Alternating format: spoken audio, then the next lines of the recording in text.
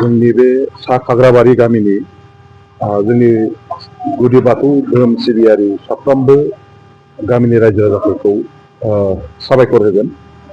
बिथांमोनहा गोबां नाजानायनि गेजेरजों गावसोरनि गोबां खस्थ'नि बयनिबो हेफाजाबनि गेजेरजों धोरोमनि फारसे बयहाबो अनसायनाय बयहाबो फोथायनाय जिहेतु दङ, बेनि थाखाय साबना हामना मोनसे खेराइसालि बे मन्दिरखौ लुफुंनायनि थाखाय जे नाजाबोदोंमोन, दिनै बेखौ बिथांमोनहा मोगथां महराव गोबां मोनसे नायथावथाव समायना रमायना साबना हामना मोनसे खेराइसालि मन्दिर न'खौ लुफुंनानै लानो हाबाय।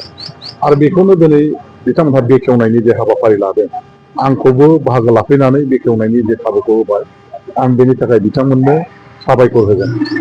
बाथौ धोरोमनि बे ओनसोलाव बुंनो थाङोब्ला बेबायदि साबना हामना मन्दिरा खुनु गामियाव आं दिनैसिम नुवाखै।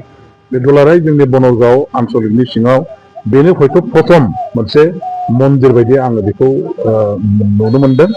आरो बे मोनसे मडेल जाबाय जोंनि बे ओनसोलनि बाथौ धोरोमारि जायफोर बिथांमोन दङ, बिथांमोनहा खेराइसालि बा मन्दिर हिसाबै जेखौ लुदों, बेयो आंनि नोजोराव बिराद मोजां मोनसे समायना मन्दिर जादों हिसाबै बेखौनो बे ओनसोलनि जोंनि बाथौ सिबियारि जोंनिनो बे ओनसोलनि आइ आफा रायजो राजाफ्रा गुबुन गुबुन गामिफ्राबो निस्सय फल' खालामनानै बिथांमोनहाबो लुफुंनानै लानो सेस्था खालामगोन।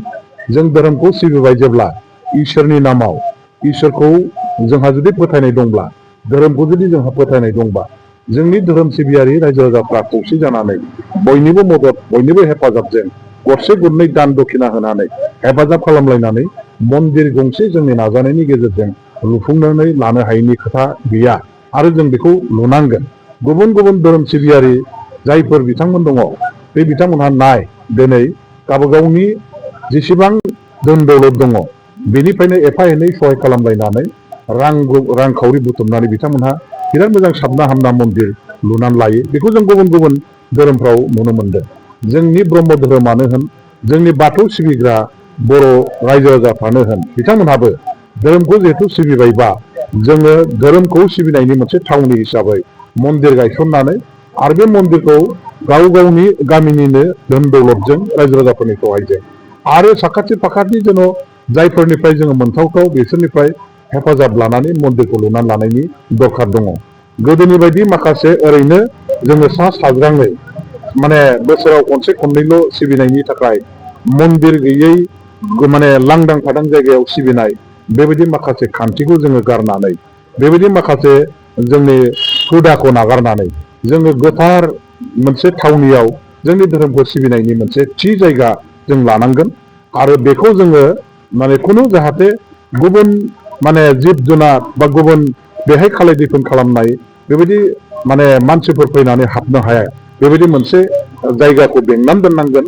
मन्दिर होननाय जायगाखौ जिहेथु जों इसोरनिनो न' होननानै सानो, इसोरखौ सिबिग्रा थावनि गोथार थावनि होननानै सानो, बेखौ मोजाङै जोङो प्रटेकसन होनांगौ, मोजाङै बेंनानै दोननांगौ आरो साबना हामना खालामनांगौ। बेनो जाबाय जोंनि मानसिफोरनि मोनसे बिसास आरो आस्थानि केन्द्र।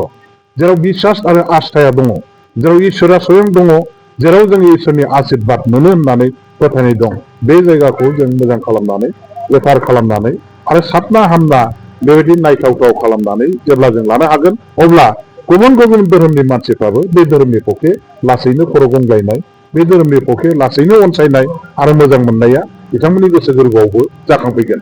बेखायनो दिनै आङो खाग्राबारियाव फैनानै बिराद मोजां मोनदों। लामा सेराव थानाय बयबो नोजोर होयो, बे मन्दिरा बिराद मोजां जादों आरो बेनि थाखाय बिथांमोनहा गोब्राब खस्थ' लानांदों, नाजानांदों, रां रुफा जगायनायाव गोबां खस्थ' मोनदों, आं बेखौ मिथिगौ। अब्लाबो बिथांमोनहा इसोरा देरसिन, इसोरा होनायखायसो जों दं, इसोरा होनायखायसो जों दिनैहाय थांनानै दङ। इसोरनिनो बे सृष्टि जाबाय जिहेथु जों इसोरखौ सिबिनो थांनायाव जोङो दान दक्षिना होनाय, सहाय सहायता खालामनाय, हेफाजाब खालामनाय आरो बेबायदिजों मन्दिर गंसे लुनो हायैनि बाथ्रा गैया। बेखौ बिथांमोना दिनै मावनानै दिन्थिनाया मोनसे आदर्श जादों आरो बेखौ जों बयबो फल' खालामदों। बाथौ धोरोमा दिनै बर'फोरनि माहारियारि धोरोम, बेवहाय जेबो बिबाद गैया। बर'फोरनि धोरोम होननानै सोङोबा बर'फोरनि धोरोमा मा होननानै दिनै जुदि सोरबाया कुइसन खालामो, अब्ला जों बेखौ बुंनांगोन जे बर'फोरनि गुदि धोरोमा बर'फोरखौ सिनायथि होबोनाय, बर'फोरनि माहारियारि, बर'नि थै मोदोम जिउ समाज नियम निथि आयेन खानुनजों हारिमुजों सिथाबनानै थानाय धोरोम होनोबा मोनसेल' धोरोम दं, बे जाबाय बाथौ धोरोम। बेनो जोंनि बर'फोरनि धोरोम। बेखायनो बे धोरोमा जोंनि बर'फोरनि देरसिन धोरोम। जे धोरोमनि पक्षे जोंहा जोबथानाय मोनसे जोबथानाय गैयै मोनसे बिसास आरो आस्थाया दङ।